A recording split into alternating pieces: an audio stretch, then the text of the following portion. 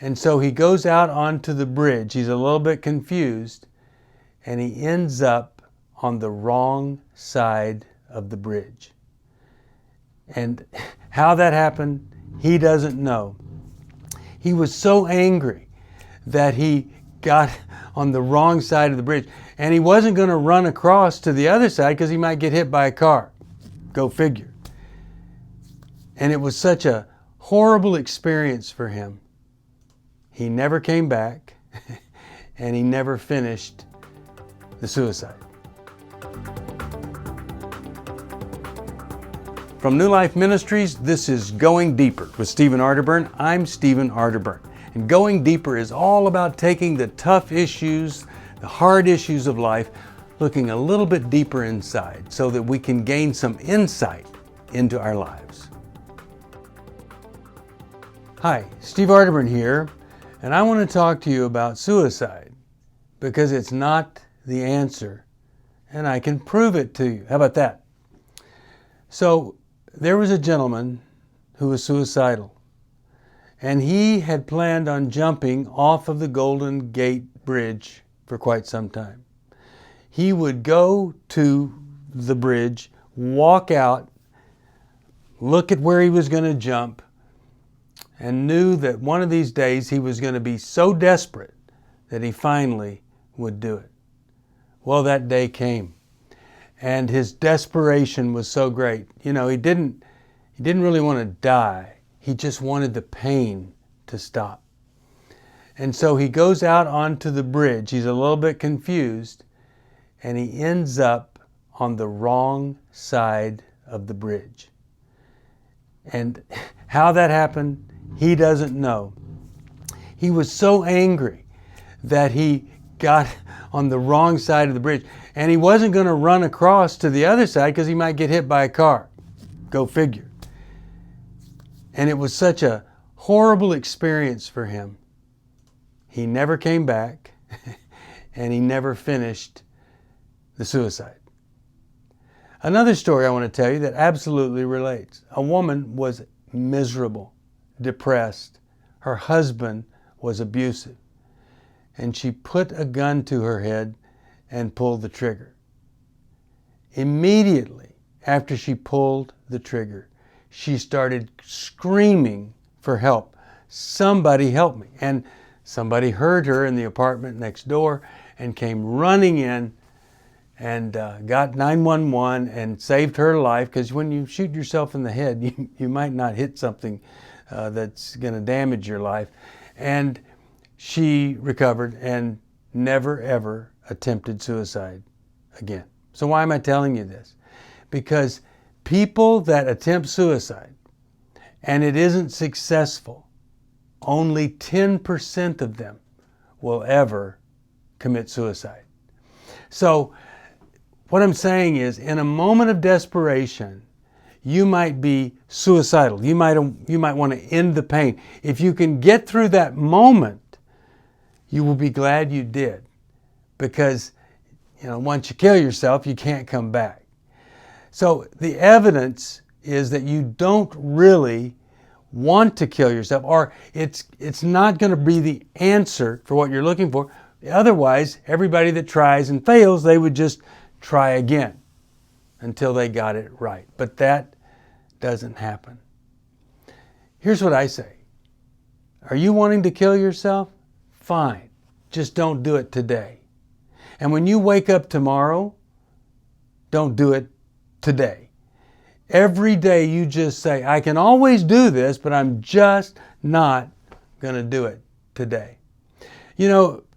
People that are between the ages of 10 and 34, this is the second most prevalent cause of death for that age group. Isn't that horrible? Second. Of all people, this is the leading cause of death, 10 to 34, but in all people in the U.S., it's 10th. So way up there, second, for ages 10 to 34. 78% of all suicides are committed by men. And usually a suicide follows some shameful thing that's been revealed or going to be revealed, or some kind of financial disaster. The rate of suicide is up 35% since 1999. 45% of the people that do it have been diagnosed with some kind of mental health problem. And 90% of them, looking back, the people see that there was evidence all along. Now let's say that you're not suicidal, but you live with someone who is suicidal. You need to do whatever you can to prevent that person acting on impulse to stop the pain. So here's what they've discovered. If you have a gun in your house, if you will lock up that gun and you will take the ammunition to another part of the house and lock up the ammunition, even if the person who's suicidal knows where the keys are or the combination, going here, fiddling with this, coming back here and fiddling with this, most of the time it's enough time for the person not to want to shoot themselves.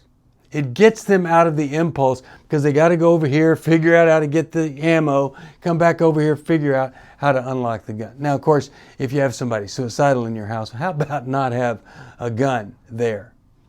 But the point is this: if we can get people through a moment of pain, a moment where they don't think they can bear it anymore, then we've really helped them in a way that, they need therapy, they need counseling, but what they really need is for them to be protected from themselves.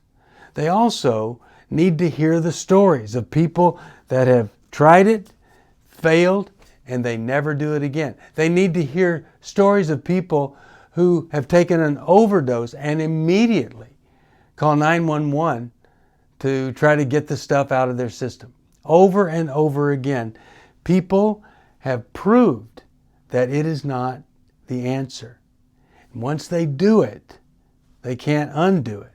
But when they fail at doing it, they don't just keep on doing it until they get it right. The best thing you can do in this world is be aware that sometimes people, it's not just pulling themselves up by the bootstraps. They're in a chronic, deep depression. And sometimes that can lead to suicidal thoughts. And when it does, those thoughts can be treated. If you have ideation, suicide ideation, those can be helped. You don't have to have those all the time. And so if you love somebody that is tempting or talking about suicide, just try to get them help. We offer help. 1-800-NEW-LIFE to you or to someone you love or someone you care about. And probably the most valuable thing is not somebody to give advice to the person who wants to commit suicide. Probably the most valuable thing is to be the person that can listen, care, and offer compassion. Hope that's helpful to you. What a sad thing for a life to leave this world early because somebody didn't have anybody to help him out. If you're tempted, don't do it today. If you know someone who is, you call and you get help for them. See you next time. Thank you for joining me for Going Deeper. I hope something I've said may have helped just a little bit. If you have a question you'd like me to answer or comment, just email me at stevesocial@newlife.com. I'll see you next time. If you want to support Going Deeper with Stephen Arterburn, be sure to subscribe so you never miss another episode. And if you know someone who would benefit from this episode, be sure to share it with them. See you on the next Going Deeper with Stephen Arterburn from New Life Ministries.